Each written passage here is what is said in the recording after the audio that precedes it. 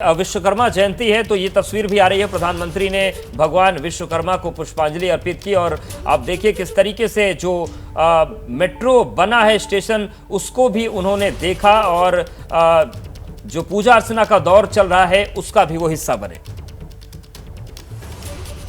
तो भगवान विश्वकर्मा की पूजा की। विश्वकर्मा जयंती है और विश्वकर्मा जयंती के मौके पर ही विश्वकर्मा योजना की शुरुआत भी होने जा रही है। नीरज, विश्वकर्मा योजना की बड़ी चर्चा है और खास तौर से इस योजना में उन पारंपरिक कारीगरों का ख्याल रखा जाएगा जिनके लिए कहीं से भी आर्थिक सहयोग की स्थिति तो बन ही नहीं पाती थी।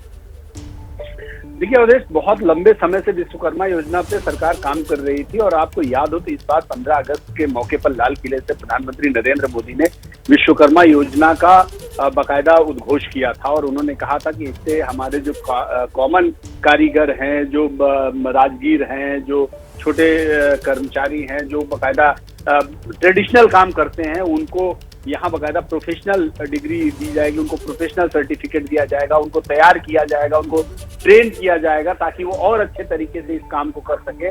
तो इसकी जब बात उन्होंने लाल किले से की थी तो लोगों को लगता था कि नहीं, ये शायद कब रूप लोगा। लेकिन प्रधानमंत्री नरेंद्र मोदी की ये खासियत है कि जब भी वो बात करते हैं, जो कोई काम कहते हैं तो ऑलरेडी उस पर वो वर्कआउट कर चुके होते हैं, काम कर चुके हैं। आप देखिए इतना बड़ा कन्वेंशन सेंटर जो द्वारका में बनकर तैयार है, जिसको प्रधानमंत्री नरेंद्र मोदी की जो तस्वीरें आ रही उसमें आप देखिए कन्वेंशन सेंटर का बाकायदा वो अवलोकन कर रहे हैं। विश्वकर्मा भगवान की मूर्ति के सामने उन्होंने बाकायदा पुष्पांजलि अर्पित की और उसके बाद एक एक एरिया का जो भव्य कन्वेंशन सेंटर बना है, दुनिया का अब तक का सबसे बड़ा कन्वेंशन सेंटर आप कह सकते हैं, जो विश्वकर्मा योजना से लगा है, यानी कि जो कह सकते हैं कि कारीगरी और तमाम विषयों से जुड़ा हुआ है, उतना भव्य और इतना दिव्य बनाया गया है और उसका अवलोकन कर रहे हैं। तो ये प्रधानमंत्री नरेंद्र मोदी की खासियत है कि जब जिस काम को करना होता है उससे पहले ही वो काम कर चुके होते हैं।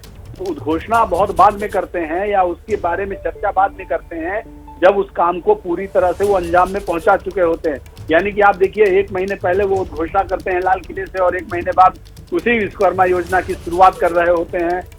एक बड़े नीरज, और जो चीजें पीएम मोदी कर रहे हैं उनका संदेश तो है ही, जैसा कि आप भी कह रहे थे, और जो भी वो करते हैं उसका दूरगामी परिणाम भी दिखाई देता है। बिल्कुल दूरगामी परिणाम दिखाई पड़ता है। इसके दूरगामी परिणाम हैं। आप सोचिए देश में हमारे ऐसे कितने कारीगर, कितने लोग हैं जो गांवों में छोटी छोटी जगहों में छोटी छोटी दुकानों के माध्यम से काम करते हैं। कोई सिलाई का काम करता है, कोई साइकिल का पंचर बनाने का काम करता है, कोई मोटरसाइकिल का काम कर रहा होता है, कोई घर बनाने का काम कर रहा होता है। ऐसे तमाम हम लोग जो ग्रामीण परिवेश से लोग हैं उनको ये मालूम है कि हम लोगों को इंजीनियर की जरूरत नहीं पड़ती थी। गांव के राजगीर को ही बुलाते थे और कहते थे यहाँ पे एक घर बनाना है तो वो बताता था कि इतने बाई इतने की नींव होनी चाहिए, इतने बाई इतने की दीवार होनी चाहिए और इसमें इतने ये लिंटर जो पड़ेगा इसमें इतना मटेरियल पड़ना चाहिए, कितने सस्ते। ठीक है, वहां पर ठीक है नीरज, आपके पास लौटेंगे और वापस हम चर्चा करेंगे क्या संदेश पीएम मोदी लगातार देते हैं और क्या नतीजे दूरगामी सामने आते हैं। पत्रकारिता कोई इमोशन नहीं है, ना अपना कोई ज्ञान देना है और ना कोई विचार थोपना है। पत्रकारिता क्या है?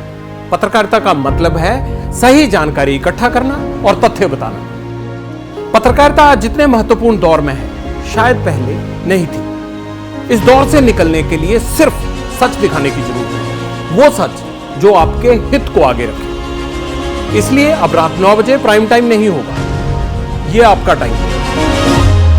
जगविंदर पटियाल के साथ देखिए पब्लिक इंटरेस्ट सोमवार से शुक्रवार रात 9 बजे सिर्फ एबीपी न्यूज पर।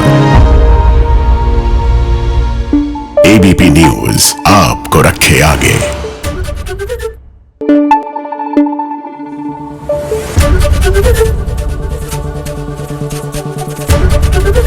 एबीपी न्यूज आपको रखे आगे।